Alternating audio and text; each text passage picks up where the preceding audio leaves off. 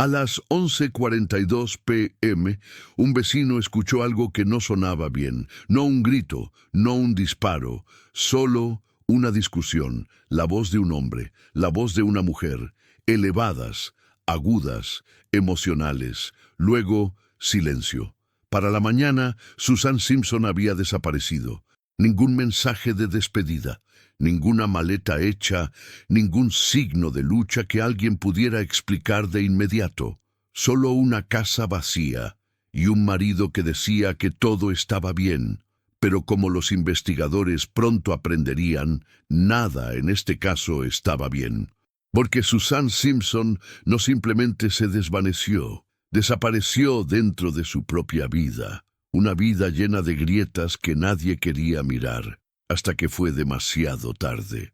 Y la pregunta que persigue este caso hasta el día de hoy es escalofriantemente simple. ¿Qué le pasó realmente a Susan Simpson?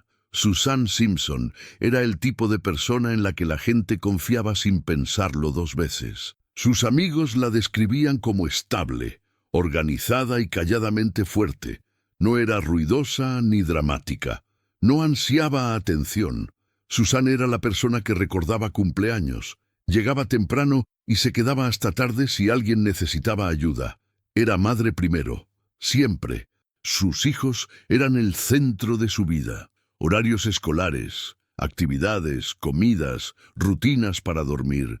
Susan dirigía su hogar como un sistema cuidadosamente equilibrado. Nada se dejaba al azar. Si algo necesitaba hacerse, Susan lo hacía ella misma. Por eso, su desaparición sorprendió a todos los que la conocían. Porque Susan Simpson no era el tipo de mujer que desaparecía sin explicación. No era imprudente, no era impulsiva y no era infeliz con la vida misma. Para el mundo exterior, la vida de Susan parecía estable. Vivía en un vecindario residencial tranquilo, del tipo donde los vecinos saludan, los céspedes están recortados y nunca parece pasar nada. Pero la estabilidad puede ser engañosa. A puerta cerrada, Susan cargaba con un estrés del que rara vez hablaba públicamente. Los más cercanos a ella luego dijeron que parecía cansada, emocionalmente cansada, no agotada por el trabajo, sino por algo más pesado, algo constante, algo con lo que vivía cada día. Y en los meses antes de desaparecer, Susan comenzó a cambiar, no dramáticamente, pero de manera perceptible. Se volvió más callada, más cautelosa con sus palabras, más reservada. Sus amigos luego dirían que parecía que Susan medía todo lo que decía, como si temiera que la frase equivocada pudiera causar consecuencias. Y ese miedo no venía de la nada. Desde el exterior, el matrimonio de Susan parecía ordinario, sin peleas públicas, sin llamadas a la policía, al menos no inicialmente, sin publicaciones dramáticas en redes sociales. Pero la ausencia de caos no significa ausencia de control. Aquellos cercanos a Susan luego revelarían que su matrimonio se había estado deteriorando lenta, silenciosamente y a puerta cerrada. Las discusiones se volvieron más frecuentes. La tensión permanecía por más tiempo. La resolución se volvió rara. Según los informes, Susan se sentía emocionalmente atrapada, no confinada físicamente, pero restringida psicológicamente. Se sentía observada, cuestionada, presionada. Las pequeñas cosas se volvieron grandes cosas. ¿A dónde iba? ¿Con quién hablaba? ¿Cuánto tiempo se quedaba fuera?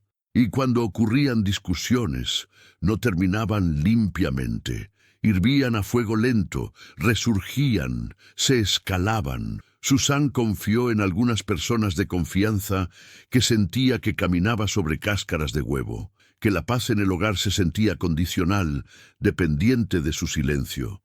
Este es un patrón que los investigadores reconocen muy bien, porque el control no comienza con violencia, comienza con aislamiento, con presión emocional, con miedo a las consecuencias.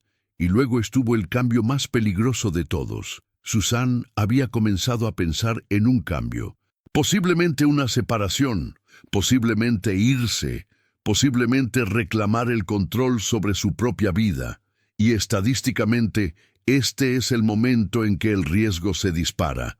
Porque cuando alguien que depende del control siente que lo está perdiendo, a menudo escala.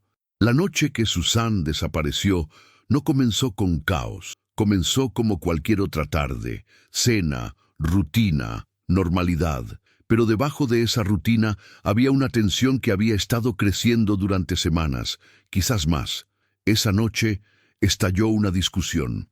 No solo voces elevadas, sino emoción. Los vecinos luego dirían que escucharon una discusión proveniente de la casa. La voz de un hombre, la voz de una mujer, agudas, acaloradas, intensas. Un vecino recordó escuchar la discusión salir al exterior, voces transportadas en el aire nocturno. Otro informó haber visto a Susan afuera, visiblemente alterada. Esto no fue un desacuerdo silencioso, esto fue algo más grande. Y luego, en algún momento, todo se detuvo, sin gritos, sin estrellarse, sin disparos, solo silencio. Más tarde esa noche se vio un vehículo alejándose. ¿Quién iba adentro? ¿A dónde fue? ¿Y por qué? Esas preguntas se volverían centrales para la investigación. Para la mañana, Susan había desaparecido. Su teléfono quedó atrás, su bolso sin tocar, su auto aún estacionado. Para alguien tan metódica como Susan, esto era imposible de explicar. No dejó una nota, no llamó a nadie, no se despidió de sus hijos. Y quizás, lo más escalofriante de todo, Susan tenía planes para el futuro, planes que nunca pudo cumplir. Esa noche no fue el comienzo de su desaparición, fue el fin de su oportunidad de escapar. Cuando los investigadores entraron a la casa de Susan Simpson, no estaban buscando caos, estaban buscando normalidad. Porque en desapariciones como esta, lo que falta a menudo importa más que lo que está presente. Y casi de inmediato, algo se sintió mal.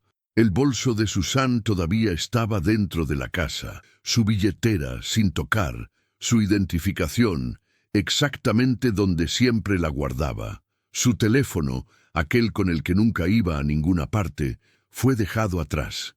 Este detalle solo detuvo a los investigadores en seco. Sus amigos luego le dijeron a la policía que Susan era el tipo de persona que regresaba a mitad de la calle si olvidaba su teléfono. Lo usaba para todo. Horarios, mensajes con sus hijos, recordatorios, listas de compras. No solo lo olvidaba. Luego estaba su auto, aún estacionado, aún cerrado, sin señales de que hubiera sido conducido esa noche. Si Susan hubiera decidido irse por su cuenta, habría tomado el auto. Si se hubiera encontrado con alguien, habría traído su teléfono. Si planeaba desaparecer, habría empacado algo, cualquier cosa. Pero su ropa todavía estaba en el armario, sus zapatos aún alineados, sus medicamentos sin tocar. Esta no era la escena de una mujer comenzando de nuevo, era la escena de una vida interrumpida. Y luego vino el detalle más perturbador de todos. Susan tenía planes futuros, citas, responsabilidades, compromisos que nunca faltaba. Las mujeres que planean desaparecer no agendan el mañana. Las mujeres que esperan estar vivas, sí. Los investigadores comenzaron a usar una frase que redefiniría silenciosamente el caso: fuera de carácter. La desaparición de Susan no era impulsiva, no era espontánea, no era voluntaria. Parecía un momento en el que alguien esperaba regresar y nunca tuvo la oportunidad. Aquí es cuando los detectives dejaron de preguntar a dónde fue Susan y comenzaron a preguntar qué le pasó. Cuando la policía se sentó con el marido de Susan, no estaban acusando, todavía no, estaban escuchando. Su comportamiento era calmado, controlado, casi ensayado. Reconoció que hubo una discusión esa noche, pero la minimizó. Solo un desacuerdo, dijo. Nada inusual, agregó. Las parejas discuten. Pero los investigadores saben algo que la mayoría de la gente no. Las discusiones no borran a las personas. A medida que continuaba el interrogatorio, pequeñas grietas comenzaron a aparecer. Las líneas de tiempo cambiaron por minutos, luego horas. Los detalles que deberían haber sido claros se volvieron vagos. Las preguntas simples requerían largas pausas. ¿Dónde estaba exactamente Susan cuando la viste por última vez? ¿Qué se dijo durante la discusión? ¿Quién la terminó? Las respuestas eran inconsistentes. En un momento sugirió que Susan se fue para calmarse. En otro, implicó que podría haber ido a algún lugar inesperado. Luego, sutilmente, la responsabilidad se alejó de los detalles por completo. No lo sé, no puedo recordar. Asumí. Los investigadores también notaron algo más difícil de explicar. No había urgencia, ninguna búsqueda frenética, sin llamadas tardías a amigos, sin alarma inmediata. No fue hasta que Susan no se presentó a sus compromisos que la preocupación realmente surgió. Y luego estaban las declaraciones que Susan había hecho antes de desaparecer. Declaraciones que su marido afirmaba no saber nada. Le había dicho a la gente que tenía miedo, había expresado temor por discusiones que se escalaban, había insinuado que podría necesitar ayuda. Esto planteó una pregunta escalofriante. Si Susan tenía miedo, y su marido dice que todo estaba bien, ¿quién decía la verdad? Los investigadores comenzaron a comparar sus palabras con la evidencia. Datos digitales, patrones de comportamiento, declaraciones de testigos, y lentamente surgió una imagen preocupante. Este no era un marido confundido por una desaparición repentina. Este era un hombre explicando una historia, después de que el final ya había sucedido, y desde ese momento, el marido de Susan ya no fue solo una fuente de información, se convirtió en el centro de la investigación. El miedo rara vez llega de una vez. Se arrastra silenciosamente, en voces bajas, oraciones sin terminar y pensamientos que no quieres admitir en voz alta. En las semanas previas a su desaparición, Susan Simpson tenía miedo. No de una manera dramática, no de una manera que llame la atención, sino de la manera que cambia cómo alguien vive. Sus amigos luego dijeron que Susan había comenzado a elegir sus palabras cuidadosamente. Hacía pausas antes de responder preguntas. Desviaba la conversación cuando le preguntaban cómo iban las cosas en casa. Y cuando hablaba honestamente, era solo con unos pocos seleccionados. Algo no está bien. Esas fueron las palabras que según los informes usó. No acusaciones. No amenazas, solo una admisión silenciosa de que ya no se sentía segura. Las personas que conocían bien a Susan notaron cambios sutiles pero reveladores. Se volvió más reservada con su teléfono, más privada con su horario, más ansiosa cuando los planes cambiaban inesperadamente. Dejó de compartir detalles que antes ofrecía libremente. Y para una mujer conocida por su estructura y rutina, esto era alarmante. Aún más preocupante, Susan supuestamente comenzó a documentar cosas, fechas, discusiones, conversaciones. Esto no era paranoia, era preparación. Los expertos en casos de violencia doméstica reconocen esta fase inmediatamente. Es el momento en que alguien comienza a ensayar mentalmente una salida. Según los informes, Susan estaba considerando cambios serios. Arreglos de vivienda, opciones legales, cómo proteger a sus hijos, y estadísticamente este es el momento más peligroso, porque cuando el control se siente amenazado, a menudo sigue una escalada. Susan no hizo grandes declaraciones, no dijo, me voy mañana. En cambio, expresó, sentirse observada, sentirse controlada, sentirse acorralada emocionalmente. Habló de discusiones que la dejaban temblorosa, no solo enojada. Y quizás lo más inquietante de todo, según los informes, le dijo a alguien que temía que algo pasaría si se iba. Esa oración sola replanteó todo. porque Susan no planeaba desaparecer. Ella planeaba sobrevivir. En los días justo antes de desaparecer, el estrés de Susan pareció alcanzar su punto máximo. Estaba distraída, inquieta, emocionalmente agotada, y sin embargo, continuó viviendo su vida. Hizo planes, habló del futuro, actuó como alguien que creía que habría un futuro. Eso es lo que hace que lo que pasó después sea tan perturbador, porque el miedo no la detuvo. Alguien más lo hizo. Cuando Susan no contestó su teléfono, la preocupación se extendió rápidamente. Esto no era como ella. No faltaba a sus check-ins. No se quedaba en silencio sin explicación. No desaparecía. Para cuando se notificó a las autoridades, el pánico ya se había instalado. En los casos de personas desaparecidas, las primeras 48 horas son críticas. Y en el caso de Susan, esas horas estuvieron llenas de incertidumbre y tensión. Los oficiales llegaron a la casa, se hicieron preguntas, se tomaron declaraciones, pero desde el principio algo se sintió extraño. Susan no había tomado su teléfono, empacado ropa, dejado notas, accedido a dinero. No había rastro que seguir, ninguna dirección, solo ausencia. La policía comenzó a tocar puertas. Fue entonces cuando surgió la discusión. Un vecino mencionó voces elevadas tarde en la noche. Otro recordó haber visto a Susana alterada afuera. Alguien más recordó un auto moviéndose a una hora inusual. Individualmente, cada detalle parecía menor. Juntos, pintaron una imagen preocupante. Los equipos de búsqueda recorrieron áreas cercanas, parches boscosos, senderos, terreno abierto. Se unieron voluntarios, se colocaron volantes. Las publicaciones en redes sociales se extendieron rápidamente.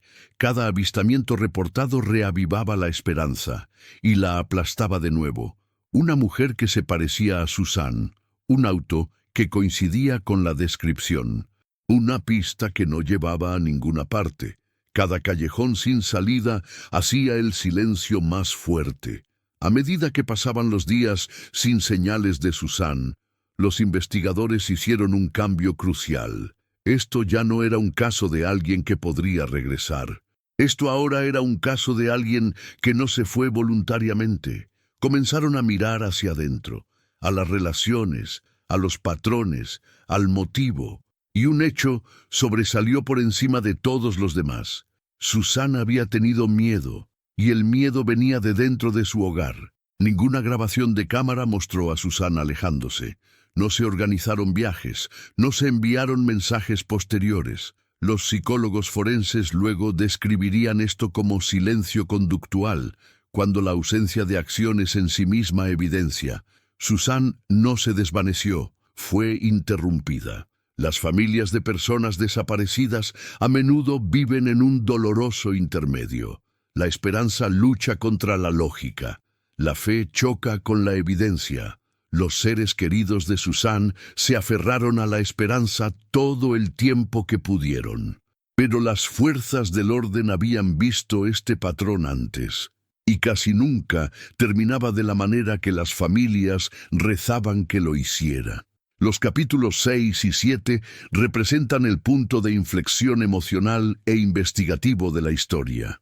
Aquí es donde Susan se convierte en más que una persona desaparecida. El caso se convierte en más que un misterio, y el silencio comienza a hablar más fuerte que las palabras de aquí en adelante. La historia ya no pregunta a dónde fue Susan. Pregunta algo mucho más oscuro. ¿Quién se aseguró de que nunca regresara? A primera vista, no había nada dramático. Ninguna habitación empapada en sangre, ningún mueble roto, ningún vidrio destrozado gritando violencia. Y sin embargo, los investigadores sabían algo crucial. Los crímenes no siempre dejan caos. A veces dejan patrones. Este capítulo de la investigación no era sobre lo que se encontró. Era sobre lo que no se encontró. El teléfono de Susan se convirtió en una de las piezas de evidencia más importantes del caso, porque dejó de comportarse como el de ella. Sus amigos describieron a Susan como alguien que respondía rápidamente, se comunicaba a menudo, nunca pasaba horas, y mucho menos días, sin contacto. Sin embargo, después de la noche que desapareció, su teléfono se quedó en silencio, sin mensajes de texto, sin llamadas, sin señales de ubicación. Y luego los investigadores notaron algo escalofriante. El teléfono no se apagó naturalmente, fue apagado. Para alguien que supuestamente estaba tomando espacio o saliendo por su cuenta, esto no tenía sentido. Las personas que se van, llevan sus teléfonos, los mantienen cargados, permanecen conectadas. Las personas que son silenciadas no lo hacen. Microgancho, si Susan lo apagó ella misma, ¿por qué se aislaría de todos los que amaba? Los investigadores solicitaron registros telefónicos y copias de seguridad en la nube. Lo que encontraron no fue explosivo, era sutil, y eso lo hacía más peligroso. Hilos de mensajes cortos que terminaban abruptamente, lagunas donde deberían haber conversaciones, marcas de tiempo que no coincidían con las declaraciones dadas. Había señales de eliminación selectiva, no un borrado total, no pánico, sino una eliminación cuidadosa, el tipo que sugiere que alguien sabía exactamente lo que estaba buscando. Y crucialmente, Susan no tenía historial de borrar conversaciones así. Alguien más podría haber estado dando forma a la narrativa digital. Los datos de GPS contaron una historia confusa. El teléfono de Susan no mostró movimiento consistente con alguien que se va a pie o en auto, sin viajes de larga distancia, sin señales en carretera, sin datos de autobús o transporte compartido. En cambio, los datos simplemente se detuvieron, como si Susan hubiera desaparecido dentro de un radio pequeño. Los investigadores conocen bien este patrón, no sugiere escape, sugiere interrupción. Cuando la policía examinó la casa, algo se sintió mal. No estaba desordenada, no estaba alterada, parecía reiniciada. Las camas estaban hechas, las encimeras limpias, la basura retirada. Pero en casos de violencia doméstica, esto es a menudo intencional. Porque cuando la violencia ocurre dentro de un hogar compartido, la persona que queda atrás a menudo intenta borrar el momento, limpiar el espacio, restaurar el orden, controlar la narrativa. La ausencia de caos no descartaba la violencia, susurraba que alguien tuvo tiempo después. Sin un cuerpo, los investigadores se apoyaron en algo igual de fuerte: consistencia conductual. Susan tenía planes futuros, responsabilidades en curso, conexiones emocionales activas. No se estaba retirando de la vida, se estaba preparando para un cambio, no para desaparecer. Los expertos llaman a esto impulso hacia adelante. Las personas con impulso hacia adelante no desaparecen voluntariamente, son detenidas. Si Susan no se fue y no planeaba desaparecer, entonces, ¿qué fuerza fue lo suficientemente fuerte como para eliminarla sin dejar rastro? Aquí es donde muchos casos colapsan. Sin cuerpo significa sin causa de muerte, sin arma homicida, sin prueba física. Pero las investigaciones modernas entienden algo crucial. La ausencia de un cuerpo no equivale a la ausencia de un crimen. De hecho, algunos de los casos de homicidio más fuertes, jamás procesados, no tuvieron cuerpo en absoluto. Un caso sin cuerpo obliga a los investigadores a hacer preguntas diferentes. No cómo murió, sino podría estar realísticamente aún viva. Y con Susan Simpson, la respuesta se volvió más clara con cada día que pasaba. Ella tenía ninguna actividad financiera, ninguna huella digital, ningún avistamiento, ningún contacto con seres queridos, ni siquiera un solo rastro accidental. Ese tipo de desaparición no sucede por elección. Sucede cuando a alguien se le impide existir públicamente. Los investigadores se apoyaron mucho en los datos, y los datos son escalofriantes. En los casos donde Una mujer desaparece repentinamente. Hay conflicto reciente en la relación. Hay una pareja controladora o volátil. Las probabilidades apuntan abrumadoramente a violencia de pareja íntima, no extraños, no traficantes, no accidentes aleatorios, alguien cercano, alguien de confianza, alguien que conocía su rutina. Uno de los elementos más fuertes del caso fue el tiempo, la discusión, la desaparición, el silencio. No hubo un intervalo extendido, ni un desvanecimiento lento. Susan pasó de estar presente a desaparecida en horas. Esa compresión es clave. Sugiere escalada, pérdida de control, un momento que fue demasiado lejos. Los crímenes pasionales no requieren planificación, requieren oportunidad. Los fiscales se centran en 3 pilares. 1. Motivo. 2. Oportunidad. 3. Comportamiento después del evento. El caso de Susan marcaba los 3. Motivo. Conflicto en escalada. Miedo. Posible separación. Oportunidad. Última persona conocida con ella. Comportamiento. Inconsistencias, narrativa controlada, explicaciones faltantes, un cuerpo confirmaría cómo murió. Pero los investigadores ya estaban seguros del por qué y por quién. Quizás la parte más inquietante de un caso sin cuerpo es esta. No hay cierre físico, sin funeral, sin entierro, sin momento final. Susan existe en un estado de incertidumbre permanente. Y esa incertidumbre pesa más sobre sus hijos, porque sin un cuerpo la esperanza nunca muere del todo, y tampoco lo hace el dolor. En algunos casos, no encontrar un cuerpo es el acto final de control. A pesar de la falta de restos físicos, el caso de Susan Simpson nunca quedó inactivo, porque la evidencia no siempre sangra. A veces se acumula silenciosamente y a veces el silencio mismo se convierte en la prueba más fuerte de todas. A medida que pasaba el tiempo, la sospecha pública creció. Los foros en línea se iluminaron. Las comunidades de True Crime diseccionaron cada detalle.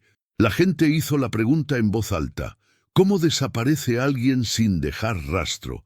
Y más importante, ¿cómo es que la persona más cercana a ella sabe tan poco? La presión aumentó y las grietas comenzaron a ampliarse. Eventualmente, las fuerzas del orden actuaron.